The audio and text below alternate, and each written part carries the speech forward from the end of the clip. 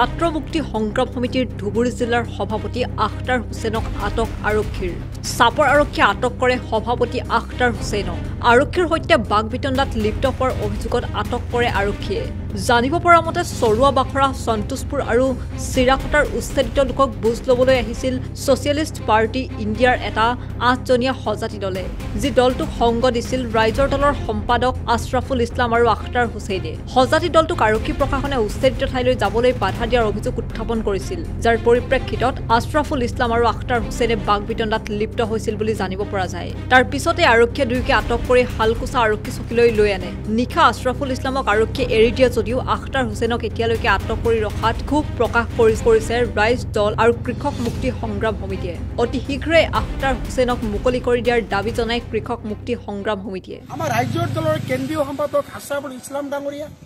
আৰু ধুবুৰী জিলাৰ সভাপতি ছাত্ৰ মুক্তি সংগ্ৰাম সভাপতি আখতাৰ হুছেইনক পুলিচে জোৰ জবৰদস্তি অন্যায়ভাৱে গাড়ীত টানি উঠাইছে আৰু উঠাই দুজনকে শালকচা আৰক্ষী থানালৈ আনিছে আমি সবে তাত গ'লো পুলিচে আমাক জনাইছিলে যে আমি বিয়লি ভাগত এৰি দিম কিন্তু পুলিচে এৰি দিয়া নাই ৰাতি 9 বজাত কেৱল আশৰাফুল ইছলাম ডাঙৰীয়াক এৰি দিছে আৰু আখতাৰ হুছেইনক এৰি দিয়া নাই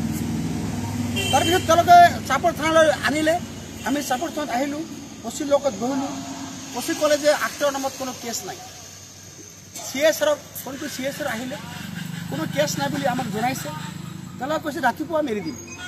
কিন্তু আমি ৰাতি 1 বজাত ইয়াৰ পৰা ঘৰলৈ গৈছোঁ ৰাতিপুৱা আকৌ আহিছোঁ আহি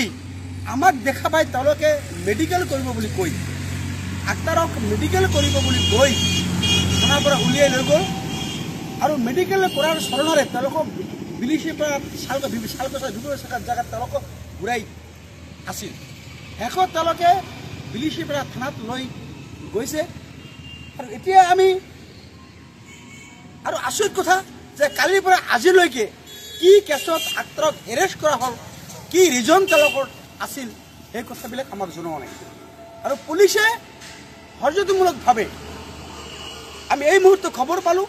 তেওঁলোকে এৰেষ্ট মেমো আমাক দিছে আমাৰ উকিলক দিছে তেওঁলোকে কালি বোলে আখতাৰ হুছেইনৰ নেতৃত্বত মানুহ বোলে তাত গৈ প্ৰটেষ্ট কৰিছিলে এই কথা কি একেবাৰে মিছা কথা তাততো আন্দোলন হোৱা নাই কেৱল আমি 4-5জন মানুহ গৈছিলোঁ আমিতো পুলিচক সন্মান কৰিছোঁ পুলিচৰ বাধা আমি সন্মান জনাই আমি উভতি আহিছোঁ গতিকে আচলতে আমাৰ ছাত্ৰ সংগ্ৰাম সমিতিৰ নেতা আখতাৰ হুছেইনৰ প্ৰতিবাদী কণ্ঠক ৰুদ্ধ কৰাৰ কাৰণে তেওঁলোকে এই চেষ্টা এই ষড়যন্ত্ৰ আৰম্ভ কৰি আৰু কালিৰ পৰা আজিলৈকে তেওঁলোকে নাটক কৰিছে আৰু শেষত এতিয়া তেওঁলোকে কোৰ্টলৈ লৈ গৈ আছে গতিকে আমি দেখিছোঁ যে ধুবুৰী জিলাৰ আৰক্ষী প্ৰশাসনে কেৱল কোনোবা বিজেপি নেতাৰ ছত্ৰছায়াত এই কামবিলাক কৰিছে আমি ক'বলৈ বাধ্য হৈছোঁ যে অশোক কুমাৰ সিংহীৰ নেতৃত্বত এই কামটো চলিছে গতিকে আখতাৰ হুছেইনক অন্যায়ভাৱে এজন উদ্যমী যুৱক এজন সংগ্ৰামী যুৱক উঠি হোৱা যুৱক তেওঁ লয়াৰ তেওঁ ভাল ষ্টুডেণ্ট এইজন যুৱক অন্যায়ভাৱে ডিটেইন কৰি ৰাখি আজি তেওঁলোকে নাটক কৰিছে গতিকে আমি অনীতিপলমে আখতাৰ হুছেইনৰ মুক্তি দাবী জনাইছোঁ আমি কৃষক সংগ্ৰাম সমিতিয়ে আখতাৰ হুছেইনৰ মুক্তি দাবী জনাইছোঁ আৰু আমি হিমন্ত বিশ্ব শৰ্মা ডাঙৰীয়াক ক'ব খোজোঁ যে আপোনাৰ আৰক্ষী বিভাগে কেৱল বিজেপিৰ এজন নেতাৰ কথামতে কাৰবাৰবিলাক চলাই গৈছে এই এক আৰক্ষীৰ কাৰণে এই এক মানে আমি ভাবোঁ যে লজ্জাজনক কথা যে এজন যুৱকৰ নামত কেছ নাই তেওঁলোকে মিছা কেছ জাপি দি তেওঁক আজি আজি কোৰ্টলৈ প্লেন কৰিছে গতিকে আমি আখতাৰ হুছেইন ডাঙৰীয়াৰ মুক্তিৰ দাবী জনাইছোঁ আৰু পুলিচৰ যি দায়িত্ব খাকী পোছাকৰ যি দায়িত্ব তেওঁলোকে এই দায়িত্ব পালন কৰা নাই তেওঁলোকে কেৱল আৰু কেৱল আমাৰ এই প্ৰতিবাদী কণ্ঠক ৰুদ্ধ কৰাৰ কাৰণে তেওঁলোকে উঠিবই লাগিছে আপোনালোকে জানে যে চৰুৱা বাখৰা উচ্ছেদিত পৰিয়ালক সংস্থাপন দিবৰ কাৰণে আমি চাপত আমি 11 দিন জোৰা আমি অনুষ্ঠান কাৰ্যসূচী কৰিছিলোঁ যে এইসকল মানুহক পুনৰ সংস্থাপন দিব লাগে আৰু উচ্ছেদিত মানুহৰ পক্ষত আমি 11 দিন অৱস্থান ধৰ্মঘট কৰাটোৱেই আমাৰ কাৰণে কাল হ'ল নেকি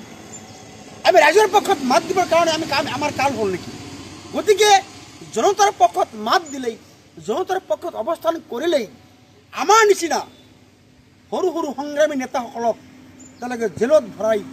সেই প্ৰতিনিধি কণ্ঠৰ ৰুদ্ধ কৰিব চেষ্টা কৰি আছে। গতিকে আমি দাবী জনাইছোঁ যে আখতাৰ হুছেইনক মুক্তি দিব লাগে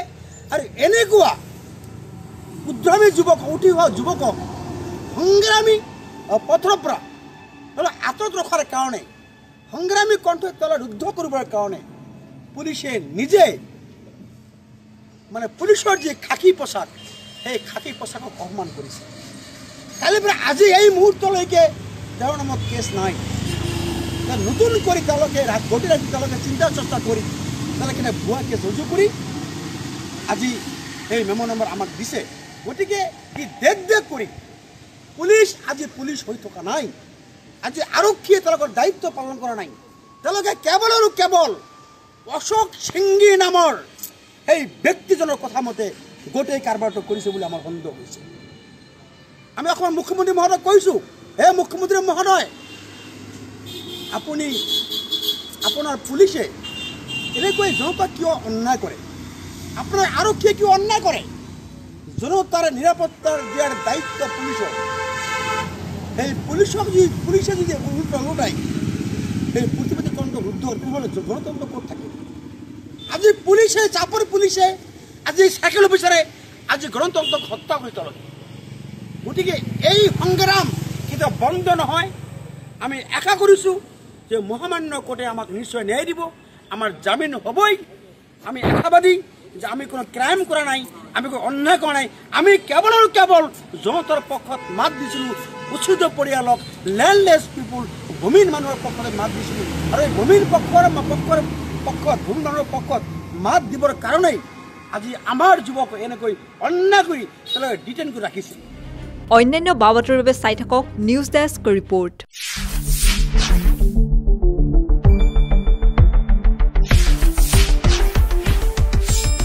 শুদ্ধ আৰু বিস্তৃত বাতৰিৰ বাবে চাই থাকক নিউজ ডেস্ক ৰিপৰ্ট।